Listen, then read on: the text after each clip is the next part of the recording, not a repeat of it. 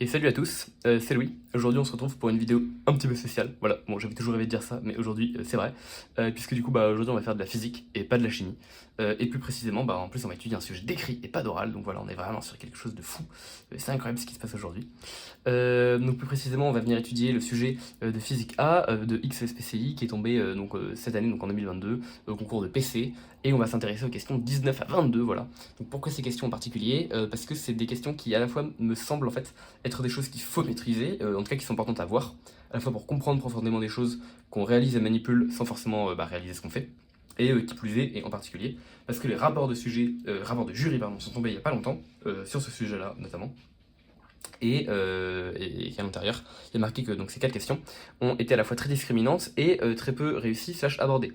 Donc ça me semble en fait important du coup de pouvoir essayer de présenter un peu ces choses-là, qui sont visiblement pas forcément très très bien maîtrisées ou très connues, et d'autant plus que puisqu'il a précisé que c'était très discriminant, comme on peut le constater, il y a 4 questions qui se faisaient globalement toutes de la même manière, et donc ça veut dire que les gens ont perdu pas mal de points sur des choses qu'ils pouvaient vraiment faire en fait.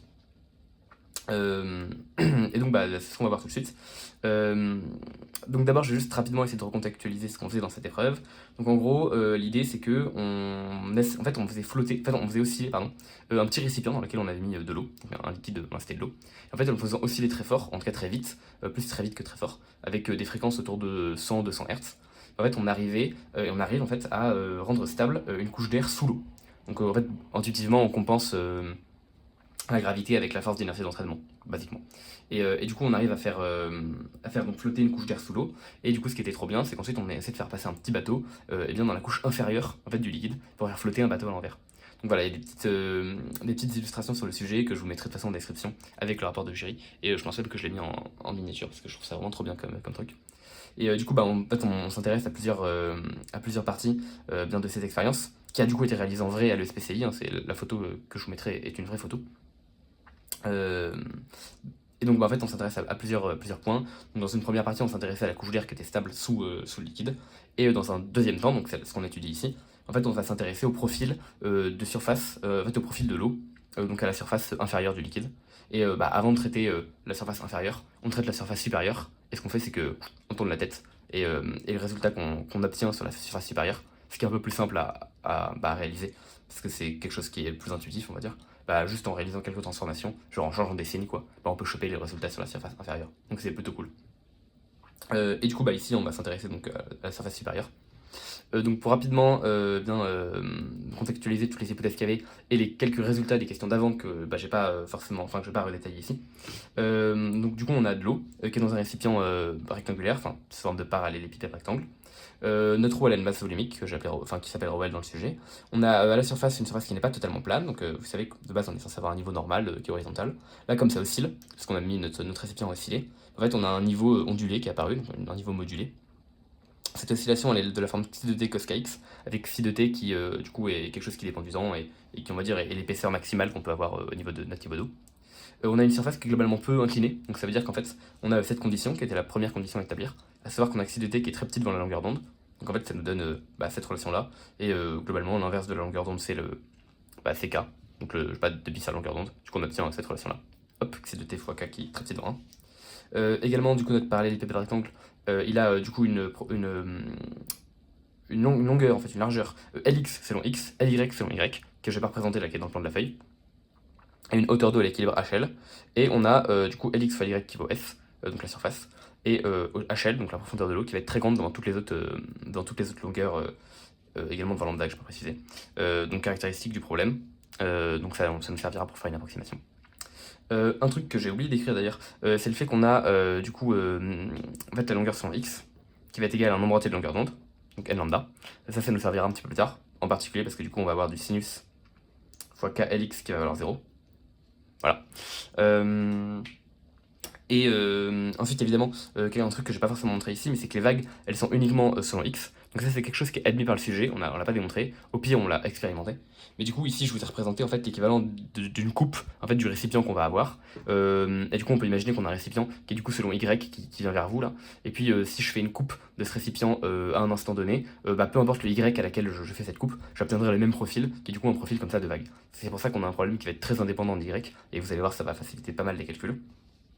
Et enfin, dernier truc, le profil de vitesse était donné. Du coup, justement, le profil de vitesse, parlons-en, il est indépendant de Y. Donc c'est du Vx plus Vz. Et du coup, il était donné par l'énoncé. Et il fallait juste vérifier que ce profil de vitesse-là était cohérent. C'est-à-dire qu'en fait, il fallait vérifier qu'il satisfaisait toutes les conditions, à la fois aux limites et toutes les propriétés sympas qu'on veut que notre fluide vérifie. Donc des trucs genre irrotationnel, genre incompressible, ce genre de choses. Et du coup, tout ça, c'est bien vérifié, il n'y a pas de galère.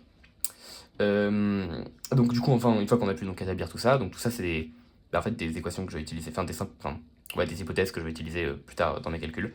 Donc c'est pour ça que j'ai présenté tout ça. Et ben, on nous demande de 3 questions, en fait 4, donc, puisque je vais répondre à la dernière que j'ai pas représentée ici. La première, c'est de calculer donc l'énergie cinétique du liquide en fonction du coup de sa masse volumique, de K, donc l'inverse de lambda globalement, de sa surface à l'équilibre et de xi point de t, donc la dérivée de xi de t par rapport au temps. Ensuite, on va devoir de même calculer la variation d'énergie potentielle du liquide, donc entre le moment où il est à l'équilibre et le moment où on le fait osciller. Donc encore une fois en fonction de paramètres, donc comme G, ρl, S et xi de t. Et de la même manière, on va devoir calculer la variation de l'énergie potentielle de cette fois-ci de tension superficielle et non de pesanteur, en fonction du coup de K, S, xi de t et le coefficient de tension superficielle gamma. En fait, ce qu'on fait, c'est qu'à chaque fois, et du coup, la dernière question que j'ai pas écrite, c'est qu'on nous demandait la pulsation. La pulsation vient de la vibration en fait, de xi de t, parce que du coup, xi de t va varier en fonction du temps, et en fait, ce qu'on s'intéresse, c'est justement du coup à la variation temporelle de xi de t. Et du coup, ce qu'on peut déjà un peu intuiter, c'est qu'en fait, on va faire un bilan d'énergie, puisqu'ici on a un système qui est conservatif, hein, entre le moment où il oscille et le moment où il oscille pas, on a un système qui est conservatif. Et du coup, la somme des énergies va être constante, et en particulier en dérivant par rapport à t, on va pouvoir obtenir qu'en fait la variation d'énergie cinétique et les variations d'énergie potentielle, donc effectivement pesanteur et tension superficielle, vont se compenser. Et du coup, en fait, à chaque fois, ce qu'on va faire, c'est qu'on va écrire l'énergie cinétique, en fait, la variation d'énergie cinétique qu'on a entre le moment où il est à l'équilibre 0 et le moment où on le bouge, la variation d'énergie potentielle entre le moment où il bouge et le moment où il est à l'équilibre, et la variation d'énergie de tension superficielle entre le moment où il est à l'équilibre et le moment où il bouge. Bon, voilà, vous avez compris. Donc, on va calculer tout ça.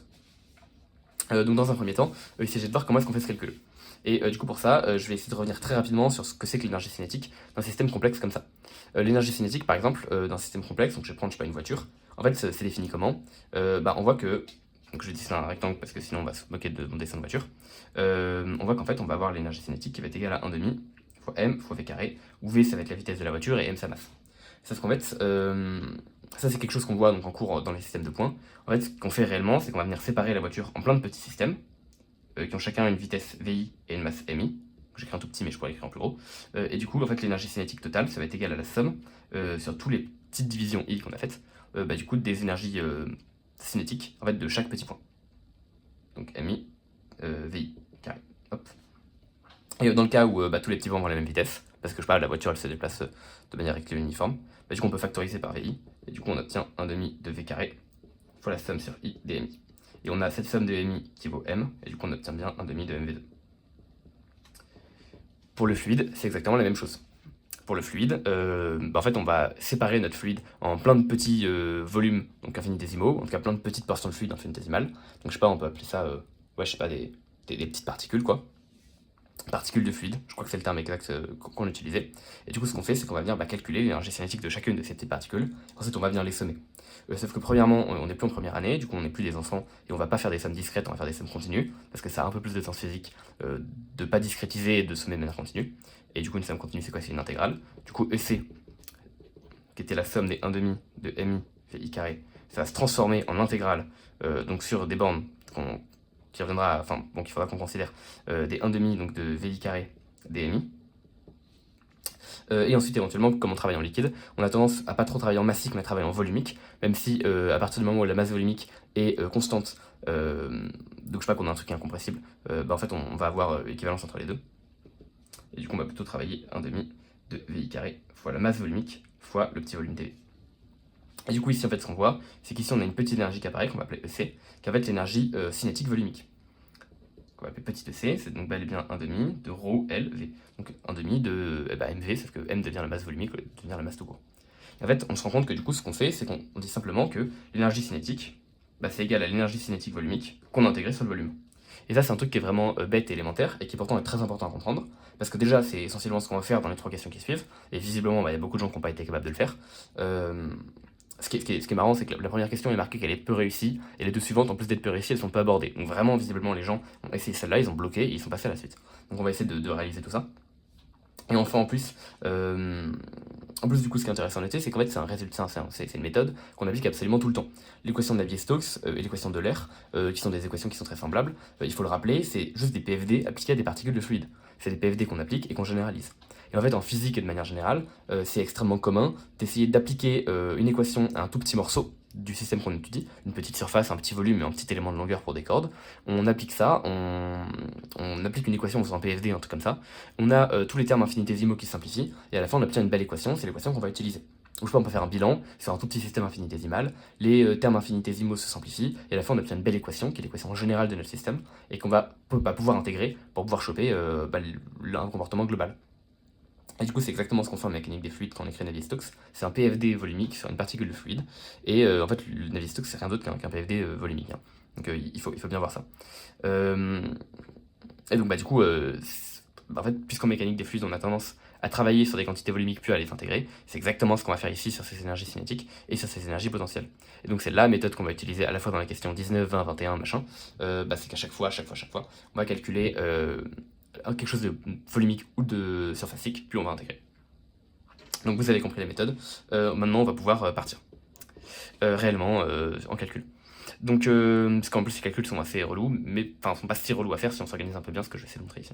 Donc, dans un premier temps, donc l'énergie cinétique, donc on peut directement écrire que ça va être égal à l'intégrale sur tout le volume. Donc, ici, on va utiliser des coordonnées cartésiennes, puisque du coup, comme on peut le constater, on a un problème qui a une symétrie cartésienne, parce qu'on a un rectangle, un parallélépipède. Donc, du coup, des coordonnées cartésiennes pour intégrer un volume semblent tout à fait adaptées. Au niveau des bornes, donc je vais les préciser juste après, donc pour l'énergie cinétique, on va intégrer sur x, sur y, sur z, on va intégrer donc l'énergie cinétique volumique, donc 1 demi de rho L fois v carré fois dv, donc dv ça va faire du dx, dy, dz. Et au niveau des bornes, pour y on va aller de 0 à ly, parce que du coup on a simplement en fait un système qui a une longueur ly sur y, donc c'est dans le fond. Pour x c'est pareil, on va aller de 0 à lx. Et du coup pour Z, en fait en toute rigueur, il faudrait qu'on aille de moins le fond du récipient, donc moins HL, jusqu'au haut du récipient, enfin en gros c'est-à-dire jusqu'au haut de la surface du liquide, et ça c'est xi de t cascade. Ici on va faire des toutes petites approximations. La première c'est de considérer que moins HL c'est moins l'infini. Pourquoi? Parce que en fait on pourrait écrire moins HL, sauf que du coup vous allez voir on va se retrouver avec un terme en exponentielle quelque chose moins HL, et en fait comme HL est considéré comme étant extrêmement grand, moins HL est considéré comme étant extrêmement petit, et du coup on va juste se retrouver avec un terme en plus qu'on pourra négliger à la fin. Du coup on le néglige tout de suite maintenant, ça va nous faire gagner un peu de place dans le calcul, et on dit tout de suite que ça devient moins l'infini. De la même manière, xi de t cos kx, il faut faire apparaître xi de t dans le calcul, puisque justement si on approxime trop, on va juste tomber sur 0, puisque on va juste en fait retomber sur le terme d'énergie cinétique constant, entre guillemets, et le terme d'énergie cinétique constant, donc on est au repos, qu'on pourrait appeler EC0 par exemple, ça fait 0 justement, puisque au repos le liquide il bouge pas. Donc du coup c'est pour ça que dans les calculs plus tard, notamment vous verrez qu'ici on va garder le xi de t cos kx, mais ici en fait on peut le bouger, parce que xi de t il se retrouve déjà dans l'expression de la vitesse. Parce que du coup on rappelle l'expression de la vitesse qui est donnée dans l'énoncé, hein, qui dépend déjà en fait de xi points. Donc justement ici on peut se permettre de dégager le xi de t, parce qu'il est déjà présent dans notre intégrale. Évidemment on peut pas le négliger partout, si on néglige partout, on retrouve juste cet terme constant. Donc ça va devenir 0. Et du coup tout de suite on a quelque chose qui est beaucoup plus pratique à calculer, parce que du coup, je vais juste réécrire le truc, c'est peut-être pas très malin. Moi je vais remplacer par l'expression de la vitesse. Donc du coup la vitesse, on sait que v carré ça va être égal à vx carré plus vz carré, et si je reprends les expressions qu'on en a, on a respectivement xi point exponentielle kz sinus kx et xi point exponentielle kz cos kx. Donc on va avoir xi point carré exponentielle de kz sinus carré ou cos carré, effectivement. Et donc on va avoir du xi point au carré de t exponentielle de kz et respectivement sinus carré kx. Et en fait je peux directement écrire plus cos carré kx dx, dy, dz. Là du coup on voit tout de suite qu'il y a plein de choses qui vont être très faciles à calculer. Donc là j'ai juste écrit vx carré plus vz carré, hein. J'ai vraiment fait rien d'autre. Donc là évidemment on voit qu'il y a plein de choses qui vont être très simples à calculer, parce que du coup il n'y a rien qui dépend de y dans cette équation. On va utiliser la linéarité de l'intégrale pour sortir plein de trucs. Donc déjà on va sortir 1 demi de rho L de xi point au carré de t. La partie sur l'x, on va pouvoir sur l'y, on va pouvoir la calculer directement. La partie sur l'x, du coup on a du bol, on a sinus carré plus cosinus carré qui vaut 1. Donc on va pouvoir avoir du lx juste ici. Et du coup il va juste nous rester l'intégrale de moins l'infini à 0 d'exponentielle de kz. Et là du coup vous voyez que c'est pour ça qu'on a pu faire les simplifications donc sur des z, pardon, que je précisais juste avant, parce que du coup ça va nous donner en fait 1 sur 2k fois exponentielle de kz entre 0 et moins l'infini. Et du coup ça va simplement faire 1 sur 2k. Et si jamais j'avais pas fait... Merde, on voit plus du tout. Et ça va juste nous donner ça. Hop. Et donc voilà, 1 sur 2k fois donc ce crochet. Et si jamais j'avais pas fait les simplifications, enfin les hypothèses simplificatrices sur les bornes, en fait ici on aurait eu un exponentiel epsilon de t cos kx qu'on aurait fini par approximer par 1, parce que ça globalement c'est par 0 quoi, parce que globalement c'est proche de 0. Et on aurait eu un moins exponentiel moins HL, enfin moins 2k HL. Or HL étant très très grand, exponentiel moins 2k HL c'est très très grand, et du coup ça aurait tendu vers 0. Voilà. Et donc du coup, ultimement, attendez, je vais devoir bouger ça. En même temps, je vais vérifier que je ne me suis pas gouré dans le résultat. Ce serait dommage.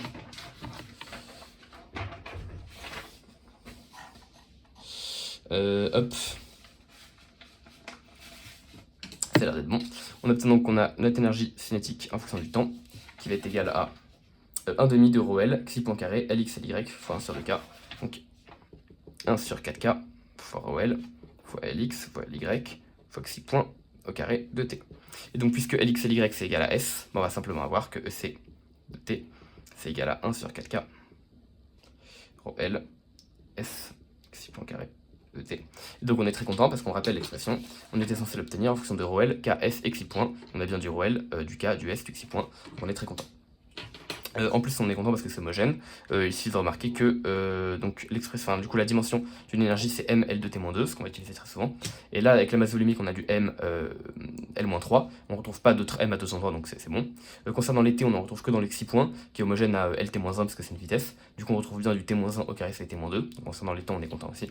Et concernant du coup les distances, ici on a du L-3 fois du L carré fois du L carré, parce que du coup on a une vitesse au carré, fois 1 sur L-1, donc en fait fois du L. Et du coup en tout on a du L-3 fois du L4 fois du L5, donc on a du L2. Et du coup ça nous fait du ML de T-2, on est très content, voilà. Si jamais je suis allé un peu vite à l'oral, je vous laisse vérifier, c'est homogène. Donc on a un truc qui est homogène, et on a bien quelque chose qui est exprimé en fonction de xi point. Donc en fait on a bien quelque chose qui est exprimé, on va dire à l'ordre 1 quoi, si on voulait. Enfin à l'ordre 2 même parce qu'on a un carré ici. Donc on est très content, on a bien une variation, enfin on a bien un truc qui serait nul si xi de t valait 0, donc si on était à l'équilibre. Donc c'est tout à fait cohérent pour l'énergie cinétique. Donc on est vraiment très content, et du coup il y a de fortes chances que ce soit la bonne réponse. Voilà, donc on est vraiment content. Pour la question 20, du coup, on va faire un calcul qui va être après similaire, parce que du coup, on cherche à calculer la petite variation d'énergie potentielle. Du coup, en toute rigueur, l'énergie potentielle, on sait ce que c'est, donc l'énergie potentielle de pesanteur. Hein. Donc en toute rigueur, en fait, on sait ce que c'est. On va l'écrire donc en volumique. C'est simplement égal à ρL gz. On passe de mgz à ρL gz. Donc on transforme la masse en masse volumique. Et du coup, on va avoir l'intégrale sur le volume, donc de ρL gz dz dx dy. Hop. Donc encore une fois, il va falloir qu'on vienne des bonnes bornes, etc. Donc en fait la borne sur x elle est plutôt facile, de 0 à x. La borne sur y de même elle est plutôt facile. La borne sur z on y revient juste après.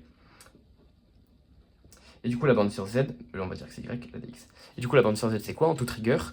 Du coup notre liquide en fait il va de moins l'infini toujours, enfin de moins HL mais on a vu qu'on approximait ça à moins l'infini.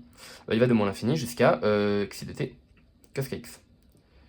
Or, cette situation, on va pas l'approximer, parce que déjà, on voit que si jamais on l'approxime en 0, notre xi de t, il apparaît nulle part. Donc en fait, on va tomber sur le terme constant, et on va justement venir couper le terme qui nous intéresse. Et en fait, ici, on se rend compte que de toute manière, puisque en fait, on va simplifier. En fait, ici, on va pas partir de moins l'infini, parce qu'en fait, ça va être précisément égal. Bon, ici, on voit clairement que rien dépend de x et que rien dépend de y. Donc, j'ai directement intégré sur x et y, et donc directement, on restait du ρ Lg, Lx, donc j'écris y Lx, fois l'intégrale de moins l'infini, phi de t cos kx de z. Non, pardon, j'ai fait une grosse erreur. Si, il y a un truc qui dépend de x. Cos kx dépend de x en fait. Donc je peux clairement pas intégrer sur x directement. Je fais une grosse erreur. Pardon. Mais du coup, en fait, ce qui est intéressant ici de voir, c'est qu'en gros, ici on va transformer mon infini en 0. Et du coup, en gros, je vais essayer d'expliquer pourquoi. C'est parce qu'en fait, le terme constant, notre énergie potentielle, va de moins l'infini à 0. Et pour le terme correctionnel, qui est donc lié à l'oscillation bien du récipient, notre énergie potentielle va aller de 0 jusqu'à xi de t cos kx. Et en fait, justement, du coup, on va bien avoir une décomposition de deux termes. Et nous, ce qui nous intéresse, c'est uniquement la variation d'énergie potentielle, et pas l'énergie potentielle tout court. Parce que en fait, si je fais le calcul en entier, donc si je fais ce calcul-là, en fait, je vais obtenir le terme constant plus le terme correctionnel. Et du coup, comme le terme constant sera justement constant, c'est dans le nom, en dérivant le terme constant, je vais simplement tomber sur 0, quoi. Et du coup, c'est pour ça que le terme constant, je le dégage directement, et que je vais uniquement garder le terme correctionnel, donc je pourrais par exemple l'appeler d de p, qui du coup sera en fait en xi de t. Et du coup, c'est pour ça qu'en fait, je vais faire partir non pas mon intégrale de mon infini, mais uniquement mon intégrale à 0. Voilà, j'espère que c'était clair. Donc du coup, c'est pour ça que ça va se remplacer par 0. Et du coup, il va me rester d de p en fonction du temps, qui donc est égal à l'intégrale de Ly que je peux directement exprimer, ça va faire y en fait, parce que rien dépend de y ici dans mon expression, fois rho L, fois G. Et ensuite il va me rester du coup l'intégrale de 0 à Lx, de l'intégrale de 0 à xi de t cos kx, de z z dx. Et du coup, justement, une grosse erreur que j'avais tout à l'heure qu'il ne faut pas faire du tout, c'est penser qu'on peut directement intégrer sur x parce que rien dépend de x dans l'expression ici. C'est totalement faux. Ici, on a un cos kx qui clairement va apparaître dans l'expression de cette primitive-là. Et du coup, il faut clairement pas intégrer sur x directement, sinon on a quelque chose qui est totalement aberrant. Donc évidemment, ça va faire du z carré sur 2, qu'on va exprimer en quelque chose moins 0. Donc évidemment, on va avoir du coup du ly, rho L, pardon. G, du coup il faut l'intégrale de 0 à x. Ici on voit que du coup exprimer quelque chose en moins l'infini ça va être un peu bizarre, parce que du coup si jamais j'avais gardé moins l'infini, j'aurais eu du z carré sur 2 évalué en moins l'infini, donc j'aurais eu une énergie potentielle qui tendrait vers l'infini. C'est plutôt juste, en fait ça revient à trouver quelque chose de cohérent, parce que du coup ici en réalité j'ai pas l'infini, j'ai HL, du coup ça veut dire que j'aurais une énergie potentielle qui dépendait de HL, donc de la profondeur, ce qui est plutôt logique, sauf que du coup ce terme en HL aurait dégagé quand j'aurais dérivé. Et du coup on va dire que si là je suis allé un peu vite, je m'économise en calcul, et je vois des choses, et je comprends un petit peu ce que je manipule. Du coup, je peux directement écrire 0, au lieu de faire des calculs bêtes et méchants, et ensuite de me rendre compte qu'il y a plein de termes qui dégagent. Cependant, si je m'en rends pas compte, c'est pas très grave. Je peux écrire HL ici, je peux faire des calculs bêtes et méchants. Tant que je me trompe pas dans les calculs, j'aurai le bon résultat. J'aurai un terme constant qui va apparaître en HL, et en le dérivant, ce terme va dégager, je retomberai sur un résultat tout à fait convenable. Ici, je me permets juste d'aller un petit peu plus vite. Ce terme-là, évidemment, donc ça fera du z carré sur 2, exprimé en xi de t cos kx, du coup moins 0, donc ça va directement dégager. Du coup, il me reste du xi carré de t cos carré kx dx. Et ça, du coup, donc je fais rho L, G, Ly, xi carré de t. Et du coup, on a juste l'intégrale de 0 à Lx de cos kx au carré dx. Et ça, du coup, j'ai plusieurs moyens de voir que ça va être égal à 1/2 de Lx. En fait, là, on utilise du coup le fait qu'on ait Lx qui soit égal à n lambda. Et donc soit on voit directement qu'en gros c'est le carré d'un cosinus sur un nombre entier de périodes, et du coup on sait que ça va être égal à 1/2 fois la longueur totale, soit, donc c'est un truc qu'on peut sentir un peu comme ça, soit ce qu'on fait c'est que on linéarise le cosinus, donc ça va faire du 1 plus cos de kx sur 2, et du coup l'intégrale de cos de kx, donc intégrale de 0 à Lx dx, donc on va évidemment avoir 1/2 de Lx, c'est le terme ici constant, plus l'intégrale de 0 à Lx de cos de kx dx. Et ça, du coup, ça va faire du 1 sur 2k fois sinus de kx. Ouais, c'est bon, on voit. Fois sinus de kx entre 0 et Lx. Et du coup, ici, on va avoir quelque chose qui va être nul, parce que du coup, on se rappelle que on se rappelle d'une des conditions qu'on avait écrites ici, à savoir que sinus kx valait 0. Et du coup, sinus de k à Lx vaut toujours 0. Donc ici, ça va bien s'annuler. Évidemment, sinus de 0 vaut 0 aussi, donc ça va s'annuler. Et du coup, il nous reste uniquement 1/2 de Lx ici. Hop. Donc en tout, il nous reste le fait que... merde, j'ai pas terminé, il me reste un verso encore. Donc il nous reste bien sûr que d2p de t, ça va donc être égal à rho L, G, Ly, xi carré, fois 1/2 de Lx. Et j'ai oublié un terme, j'ai oublié un terme, bah oui, c'est z carré sur 2, hein, bien sûr. Z carré sur 2, quand on intègre un z, l'intégrale de z, des z, c'est z carré sur 2. Donc du coup, au total, on va avoir 1 sur 4, on va avoir 1 sur 4, pardon. Donc il va nous rester un quart de Lx, Ly, G, rho L, xi carré de t, et du coup là on reconnaît s, et donc on a le résultat final qui va être égal à 1 quart de g s rho L xi carré de t. Hop. Encore une fois on est content parce que du coup on rappelle qu'il nous faut la petite variation d'énergie potentielle en fonction de rho L g s xi de t, rho L g s xi de t, donc on est très content. Et encore une fois, on a quelque chose qui est totalement homogène, parce que du coup, on va en fait réappliquer la même chose que tout à l'heure. Donc une énergie c'est homogène à du m Lt-2. Le seul m qu'on a c'est dans la masse volumique, et on a bien du m puissance 1, donc on est content. Concernant le T-2, on va le retrouver dans le G, et il n'y a que là-dedans qu'on retrouve quelque chose qui dépend du temps. Et enfin concernant les distances, du coup on a du L-3 fois du L carré, donc au total du L-1, fois du L carré pour S, donc au total on a du L puissance 1, et avec G on a du L puissance 1 aussi, donc en total on a bien du ml de T-2. Encore une fois c'est homogène, on est très content. Et on retrouve encore une fois une petite variation d'énergie potentielle qui est en fait à l'ordre 2 en xi carré de t. Et du coup c'est cool aussi. Et encore une fois, j'insiste une dernière fois là-dessus. Si on avait écrit moins HL et d'écrire 0, on aurait eu en plus un deuxième terme qui lui aurait pas dépendu de xi de t. Et du coup lui ça aurait été le terme constant bien sûr. Du coup le terme constant va de moins HL jusqu'à 0, et le terme correctionnel, on va dire le terme si on pousse le développement limité, quoi, il va de 0 jusqu'à xi carré, enfin xi de t cos x. Dans la question 21, du coup, cette fois-ci, on nous demande de calculer l'énergie de tension superficielle. Du coup, c'est bien connu qu'on a E qui vaut gamma S. En fait, plus précisément, on va avoir DE qui va valoir gamma DS. Et ensuite, seulement, on intègre cette relation. Et dans le cas où on a une surface qui est très facile à intégrer, on obtient directement E égale gamma S. Ici, ceci dit, c'était une question qui était encore plus tricky que les deux questions d'avant, parce que non seulement il fallait comprendre qu'il fallait calculer calculer l'énergie du coup surfacique puis l'intégrer, sauf que là où c'était compliqué, c'est qu'il fallait pouvoir exprimer cette fameuse surface. Parce que du coup, bon, je suis pas très bon en dessin, mais je vais essayer de me faire clair. Quand on a une surface qui est totalement horizontale, comprendre le petit élément de surface qu'on va utiliser, c'est très simple. Donc je vais essayer de faire un truc un peu en 3D comme ça, hop. Le petit élément de surface qu'on va calculer, c'est celui-là. Et on a un petit côté qui va ici dx, un petit côté qui va ici dy, et du coup on se retrouve simplement avec E qui va être égal à gamma fois l'intégrale de 0 à ly, de 0 à lx, de dx dy, et ça du coup ça vient immédiatement, ça nous fait du gamma lx ly, soit du gamma s. Ok, ça c'est facile, c'est évident. Maintenant dans le cas qui nous intéresse, en fait on a un profil qui est un peu comme ça, qui est un peu ondulé, et du coup notre profil ondulé, il faut savoir quelle surface nous intéresse réellement quand on écrit E égale gamma ds. Et encore une fois, ce qu'on sent, c'est qu'on va avoir un terme qui va être constant, puisque du coup, globalement, on a fait peu varier notre surface par rapport à tout à l'heure. Et on va avoir, donc par rapport au cas où on n'oscillait pas, et on va avoir un terme correctionnel qui va être dû en fait au fait qu'on a une surface totale qui varie. Et en effet, là, on avait une surface qui était plane, là, on a une surface qui est ondulée. Et donc, comme la surface varie, évidemment, l'énergie de tension superficielle va varier. Et donc, du coup, cette fois-ci, la surface qui nous intéresse, donc c'est celle-là, qui est en fait un petit peu orientée comme ça. Hop. Et du coup, ici, on obtient toujours une distance qui était y, puisque rien n'a changé selon y. Et du coup, ce qui nous intéresse, c'est la distance qui est là, que je vais appeler dl. Donc je vais me mettre dans cette vue-là, donc je vais faire un dessin de cette vue-là, ça sera plus clair. Donc un dessin encore une fois en coupe, puisque du coup selon y il se passe pas grand-chose d'intéressant. Selon y, en fait je passe donc d'une situation 1 ici à une situation 2 là. Dans ma situation 1, j'ai quelque chose qui est parfaitement horizontal, du coup je vais simplement avoir dx, c'est ce qu'on avait identifié ici, dl égale dx. Alors que dans ma situation 2, j'ai donc un truc qui est orienté, qui est penché, puisque je m'intéresse donc effectivement qui est ondulé comme ça. Qui est courbé quoi. Puisque je m'intéresse à un tout petit élément de surface, le truc qui est vraiment basique, c'est de assimiler l'arc de cercle avec sa tangente. Donc par exemple ici. Hop, donc en fait je vais obtenir un truc qui va être droit. J'assimile l'arc de cercle à la tangente. C'est plutôt classique, c'est plutôt basique. Et enfin du coup, maintenant ce qu'il faut c'est que je puisse donc exprimer dl qui va être ce petit élément de longueur là. Et ça du coup, en fait on a un moyen de le voir. C'est en fait un moyen de voir qu'on va pouvoir l'exprimer avec Pythagore par exemple. Donc en disant qu'ici on a des x, ici on a des z. Et du coup, avec Pythagore, on va directement obtenir que dl carré, ça va être égal à dx carré plus dz2. Et du coup, je ne fais pas un dessin, on va obtenir que dl, ça va être égal à 1 plus dz sur dx au carré, le tout à la racine, multiplié par dx.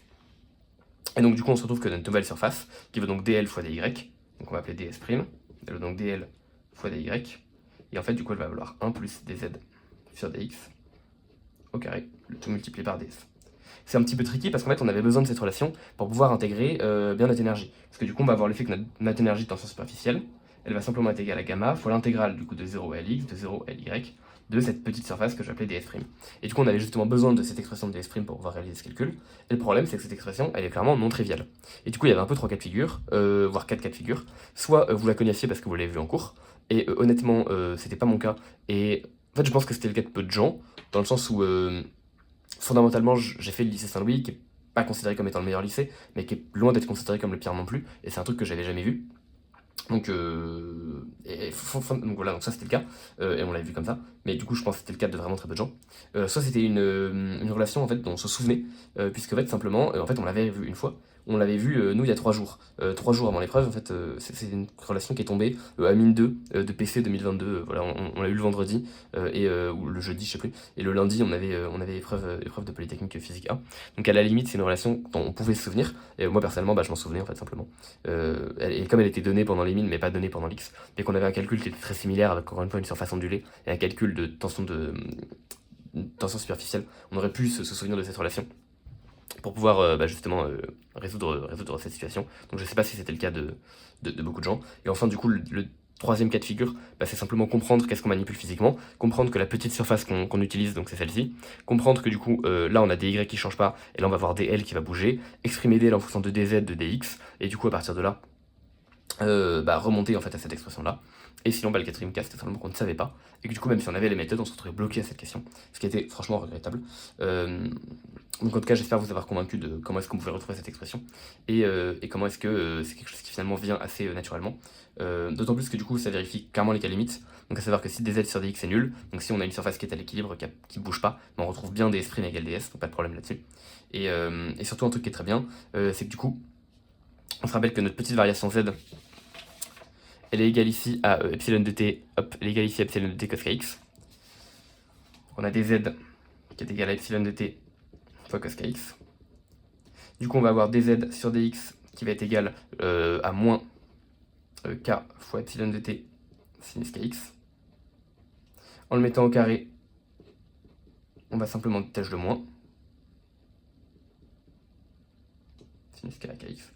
Et ce qui est vraiment cool, c'est que du coup, en fait, dz sur dx très petit devant 1, même au carré très petit devant 1, mais en fait, c'est précisément la relation. En fait, ça traduit, puisque sinus carré contre entre 0 et 1, ça traduit précisément k carré xi carré de t très petit devant 1. Du coup, ça traduit précisément k xi de t très petit devant 1. Et ça, c'est précisément en fait une relation qu'on a écrite au tout début de la question 16. Et cette relation-là qui nous était demandée, c'est la relation, en fait, une condition nécessaire pour qu'on puisse avoir globalement une surface qui change peu. Attendez, je vais vous reprendre les termes exacts du sujet, que j'ai pas très loin de chez moi. Il y a marqué quelles conditions k et xi de t doivent-ils vérifier pour que la surface du liquide soit en tout point peu inclinée par rapport au plan horizontal. Du coup, cette condition, c'était bel et bien qu'on ait k xi de t qui soit très petit devant 1, et du coup, c'est une condition qu'on va retrouver juste ici pour qu'on puisse effectuer en fait un développement limité, qui va donc être très utile, puisque du coup, on va avoir, on va donc avoir notre énergie de tension superficielle, qui va donc être égale à gamma fois l'intégrale de 0 à Lx fois l'intégrale de 0 à Ly, de 1 plus dz, donc je vais directement remplacer, donc k carré xi carré de t sinus carré kx dx dy. Bon, on peut directement intégrer sur y puisque rien dépend de y, hein, je pense que vous commencez à comprendre. Donc il va juste nous rester l'intégrale de 0 à Lx. Et ici, du coup, on a vu qu'on avait k carré xi carré de t qui était très petit devant 1 avec la condition de la question 16. Condition que du coup on peut utiliser ici pour faire un développement limité. Donc il va nous rester simplement 1 plus k carré xi carré de t sinus carré de kx sur 2 dx. Évidemment, on est très content de pouvoir effectuer cette transformation-là, parce que sinon, on est bloqué, on ne sait pas calculer cette expression, bien sûr. Donc on est très content de pouvoir faire un développement limité ici. Ici, du coup, qu'est-ce qu'on remarque? On remarque ici qu'on retrouve le terme constant à gauche, puisque du coup, donc, si on utilise la linéarité de l'intégrale, le terme du coup, de dx intégré entre 0 et lx va simplement nous donner gamma ly à lx, et donc va nous redonner le terme constant de tension superficielle qu'on retrouve quand on est à l'équilibre. Et du coup, ici, on a le terme correctionnel qui apparaît. Encore une fois, donc, de la même manière que pour l'énergie potentielle. Ici, on voit que cette fois-ci, le terme apparaît vraiment.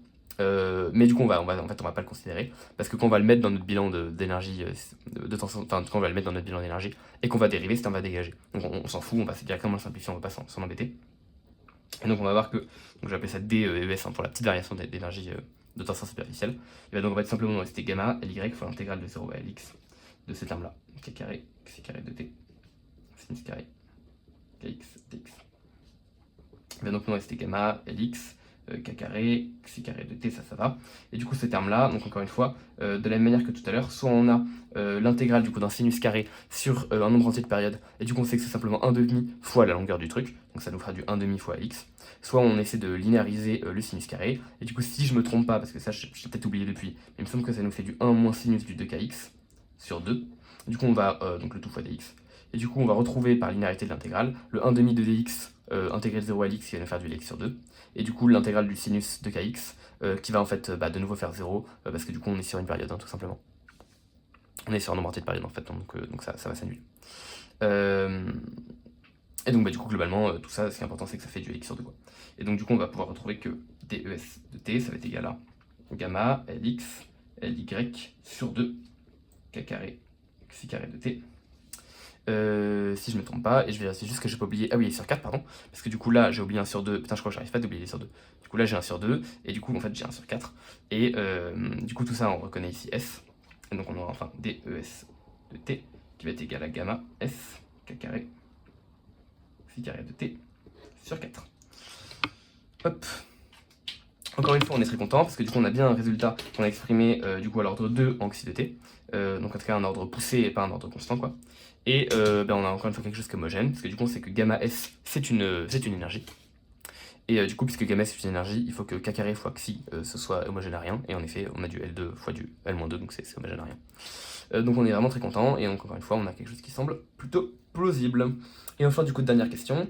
Alors, je sais ce qu'il faut faire. Donc, exactement, on nous dit déduire alors des résultats des 3 questions précédentes que xi de t varie sinusoïdalement en fonction de t avec une pulsation grand oméga, dont on donnera l'expression en fonction de plein de trucs.